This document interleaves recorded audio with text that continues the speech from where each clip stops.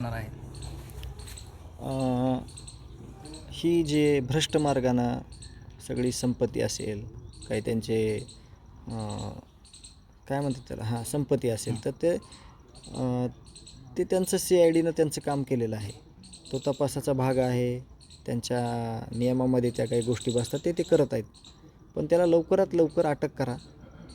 बाहेर मोकाट जिथं आहे तिथून त्याच्या मुसक्या आवळा.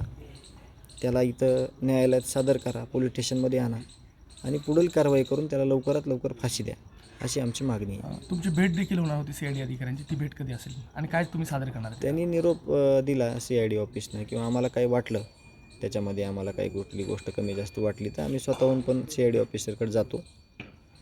आणि उद्या प्रामुख्यानं गावकऱ्यांची एक मीटिंग आहे.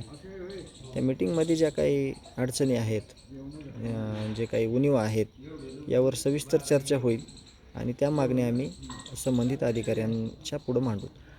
67 दिवस होत आहेत घटनेला, मात्र तरी देखील कसं तपास यंत्रणा तपास करते, समाधानी आहात या गोष्टीवर? आपलं समाधान कुटुंबियाचं, समाजाचं, गावाचं एकाच गोष्टीनं होणार आहे. ज्यावेळेस हे सगळे आरोपी फासावर लटकतील.